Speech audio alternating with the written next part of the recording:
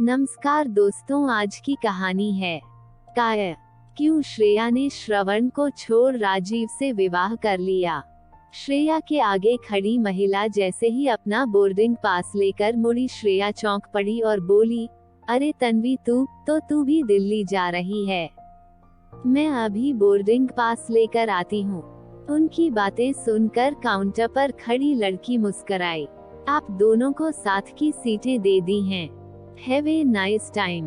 धन्यवाद कह श्रेया इंतजार करती तन्वी के पास आई। चल आराम से बैठकर बातें करते हैं, तन्वी ने कहा। हॉल में बहुत भीड़ थी, कहीं कहीं एक कुर्सी खाली थी। उन दोनों को असहाय से एक साथ दो खाली कुर्सियां ढूंढते देखकर खाली कुर्सी के बराबर बैठा एक भद्र पुरुष उठ खड़ा हुआ बोला, बैठिए। हाउ स्वीट, तन्वी बैठते हुए बोली। लगता है इंसानियत अभी लुप्त नहीं हुई है। ये तो तुझे ही मालूम होगा श्रेया, तू ही हमेशा इंसानियत के कसीदे पढ़ा करती थी। तन्वी हंसी। खैर छोड़ ये सब, ये बता तू यहाँ कैसे? क्योंकि मेरा घर यानी आशियाना यही है।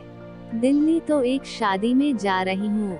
अजब इत्तेफाक है, मैं एक शादी में यहाँ आई थी और अब अपने आशियाने में वापस दिल्ली जा रही हूँ। मगर जीजू तो सिंगापुर में सेटल्ड थे। हाँ, सर्विस कॉन्ट्रैक्ट खत्म होने पर वापस दिल्ली आ गए। नौकरी के लिए भले ही कहीं भी चले जाएं, दिल्ली वाले सेटल कहीं और नहीं हो सकते। वैसे हूँ तो मैं भी दिल्ली की, मगर अब भोपाल छोड़कर कहीं और नहीं रह सकती। लेकिन मेरी शादी के समय तो तेरा भी दिल्ली में सेटल होना पक्का ही था। श्रेया ने उसास भरी। हाँ, था तो पक्का ही, मगर मैंने ही पूरा नहीं होने दिया। और उसका मुझे कोई अफसोस भी नहीं है। अफसोस है तो बस इतना कि मैंने दिल्ली में सेटल होने का मूर्खतापूर्ण फैसला कैसे कर लिया था। माना कि कई खामियां हैं दिल्ली में, लेकिन भाई इतनी बुरी भी नहीं है।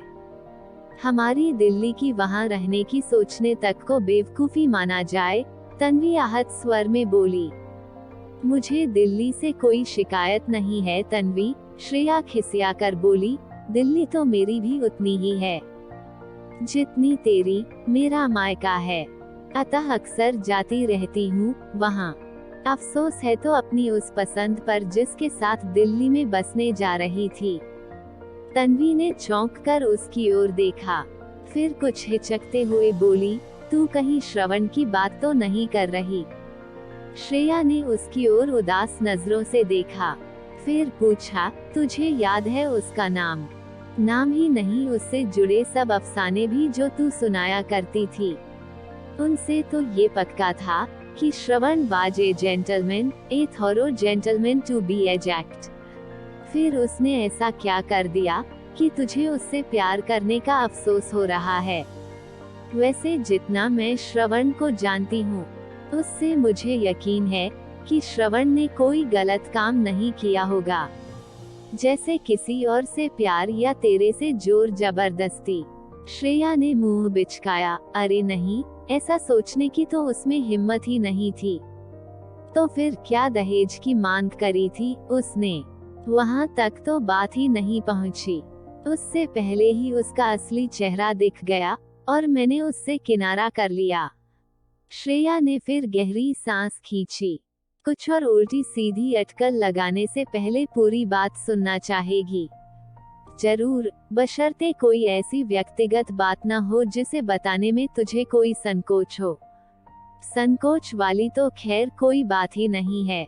समझने की बात है जो तू ही समझ सकती है, क्योंकि तूने अभी अभी कहा कि मैं इंसानियत के कसीदे पढ़ा करती थी।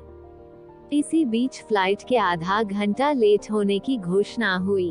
अब टुकड़ों में बात करने के बजाय श्रेया पूरी कहानी ही सुना दे। मेरा श्रवण की तरफ झुकाव उसके शालीन व्यवहार से प्रभावित होकर हुआ था। अक्सर लाइब्रेरी में वह ऊंची शेल्फ से मेरी किताबें निकालने और रखने में बगैर कहे मदद करता था। प्यार कब और कैसे हो गया पता ही नहीं चला। चूंकि हम एक ही बिरादरी और स्तर के थे, इसलिए श्रवण का कहना था, कि सही समय पर सही तरीके से घर वालों को बताएंगे तो शादी में कोई रुकावट नहीं आएगी। मगर किसी और ने चुगली कर दी तो मुश्किल होगी, हम संभल कर रहेंगे। प्यार के जज्बे को दिल में समेटे रखना तो आसान नहीं होता, अतः मैं तुझे सब बताया करती थी। फाइनल परीक्षा के बाद श्रवण के कहने पर मैंने उसके साथ फर्नीचर डिजाइनिंग का कोर्स ज्वाइन किया था। साउथ इंस्टीट्यूट मेरे घर से ज्यादा दूर नहीं था। श्रवण पहले मुझे पैदल मेरे घर छोड़ने आता था, फिर वापस जाकर अपनी बाइक लेकर अपने घर जाता था। मुझे छोड़ने घर से गाड़ी आती थी, लेने भी आ सकती थी, लेकिन वनवे की वजह से उसे लंबा चक्कर लगाना पड़ता। अतः मैंने कह दिया था कि नजदीक रहने वाले सहपाठी के साथ पैदल आ जाती हूँ। ये तो बस मुझे ही पता था कि बेचारा सहपाठी मेरी वजह से डबल पैदल चलता था, मगर बाइक पर वह मुझे मेरी बदनामी के डर से नहीं बैठाता था। मैं उसकी इन्हीं बातों पर मुग्ध थी। वैसे और सब भी अनुकूल ही था। हम दोनों ने ही इंटीरियर डेकोरेशन का कोर्स किया। श्रवण के पिता फर्निशिंग का बड़ा शोरूम खोलने वाले थे, जिसे हम दोनों को संभालना था। श्रवण का कहना था कि रिजल्ट निकलने के तुरंत बाद वह अपनी भाभी से मुझे मिलवाएगा और फिर भाभी मेरे घर वालों से मिलकर कैसे क्या करना है तय कर लेंगी। लेकिन उससे पहले ही मेरी मामी मेरे लिए अपने भांजे राजीव का रिश्ता लेकर आ गईं। राजीव आर्किटेक्ट था और ऐसी लड़की चाहता था जो उसके व्यवसाय में हाथ बंटा सके। मामी द्वारा दिया गया मेरा विवरण राजीव को बहुत पसंद आया और उसने मामी से तुरंत रिश्ता करवाने को कहा। मामी का कहना था कि नवाबों के शहर भोपाल में श्रेया को अपनी कला के पारखी मिलेंगे और वो खूब तरक्की करेगी। मामी के जाने के बाद मैंने माँ से कहा कि दिल्ली जितने कला पारखी और दिलवाले कहीं और नहीं मिलेंगे, अतः मेरे लिए तो दिल्ली में रहना ही ठीक होगा। माँ बोली कि वह स्वयं भी मुझे दिल्ली में ही ब्याहना चाहेंगी, लेकिन दिल्ली में राजीव जैसा उपयुक्त वर भी तो मिलना चाहिए। तब मैंने उन्हें श्रवण के बारे में सब बताया। माँ ने कहा कि मैं श्रवण को उनसे मिलवा दूं। अगर उन्हें लड़का जचा तो वे पापा से बात करेगी। दोपहर में पड़ोस में एक फंक्शन था, वहाँ जाने से पहले माँ ने मेरे गले में सोने की चेन पहना दी थी। मुझे भी पहननी अच्छी लगी और इंस्टीट्यूट जाते हुए मैंने चेन उतारी नहीं। शाम को जब श्रवण रोज की तरह मुझे छोड़ने आ रहा था तो मैंने उसे सारी बात बताई और अगले दिन अपने घर आने को कहा।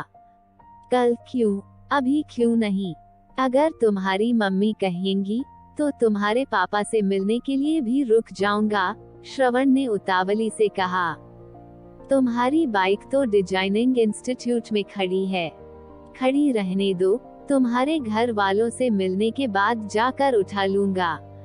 तब तक अगर कोई और ले गया तो अभी जाकर ले आओ। ले जाने दो, अभी तो मेरे लिए तुम्हारे मम्मी पापा से मिलना ज्यादा जरूरी है। सुनकर मैं भाव विभोर हो गई और मैंने देखा नहीं कि बिल्कुल करीब 2 गुंडे चल रहे थे, जिन्होंने मौका लगते ही मेरे गले से चेन खींच ली।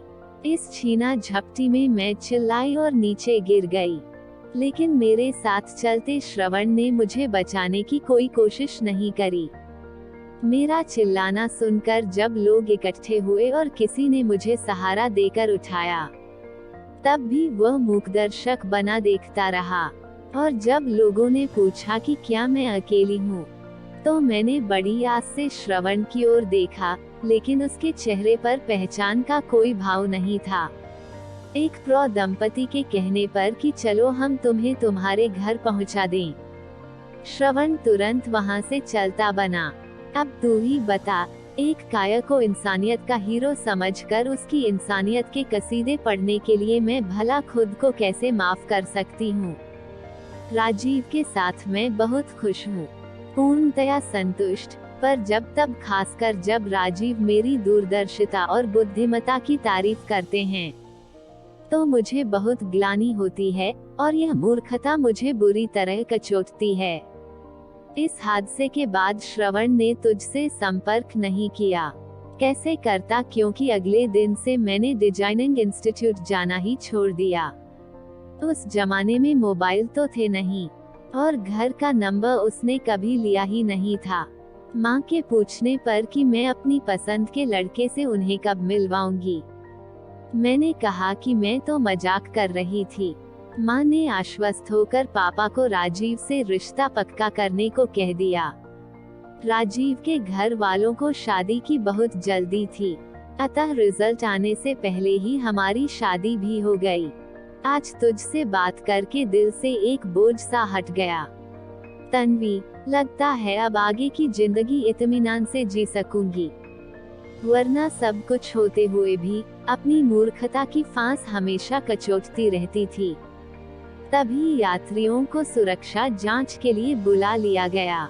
प्लेन में बैठकर श्रेया ने कहा, मेरा तो पूरा कच्चा चिट्ठा सुन लिया, पर अपने बारे में तो तूने कुछ बताया ही नहीं।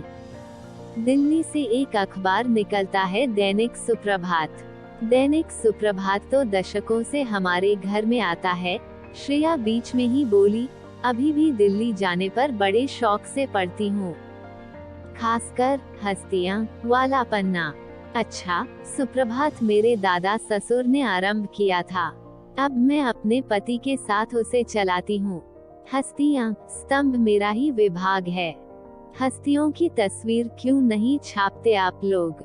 ये तो पापा को ही मालूम होगा, जिन्होंने ये स्तंभ शुरू किया था। ये बता, मेरे घर कब आएगी? तुझे हस्तियों के पुराने संकलन भी दे दूंगी। शादी के बाद अगर फुर्सत मिली तो जरूर आऊंगी, वरना अगली बार तो पक्का। मेरा भोपाल का पता ले ले, संकलन वहाँ भेज देना। मुझे तेरा यहाँ का घर मालूम है, तेरे जाने से पहले वहीं भिजवा दूंगी। दिल्ली आकर श्रेया बड़ी बहन के बेटे की शादी में व्यस्त हो गई। जिस शाम को उसे वापस जाना था, उस रोज सुबह उसे तन्वी का भेजा पैकेट मिला। तभी उसका छोटा भाई भी आ गया और बोला, हम सभी दिल्ली में हैं, आप ही भोपाल जा बसी हैं। कितना अच्छा होता दीदी अगर पापा आपके लिए भी कोई दिल्ली वाला लड़का ही देखते, या आपने ही कोई पसंद कर लिया होता। आप तो सहशिक्षा में पड़ी थी। सुनते ही श्रेया का मुंह कसला सा हो गया। तन्वी से बात करने के बाद दूर हुआ अवसाद जैसे फिर लौट आया। उसने ध्यान बटाने के लिए तन्वी का भेजा लिफाफा खोला। हस्तियां वाले पहले पृष्ठ पर ही उसकी नजर अटक गई। श्रवण कुमार अपने शहर के जाने माने सफल व्यवसाय और समाज सेवी हैं। जरूरतमंदों की सहायता करना इनका कर्तव्य है। अपनी आयु और जान की परवाह किए बगैर इन्होंने जवान मंचलों से एक युवती की रक्षा की, जिसमें गंभीर रूप से घायल होने पर अस्पताल में भी रहना पड़ा। लेकिन अहम और अभिमान से यह सर्वथा अछूते हैं। हमारे प्रतिनिधि के पूछने पर कि उन्होंने अपनी जान जोखिम में क्यों डाली, उनकी एक आवाज पर मंदिर के पुजारी व अन्य लोग लड़ने मरने को तैयार हो जाते। तो उन्होंने बड़ी सादगी से कहा, इतना सोचने का समय ही कहाँ था।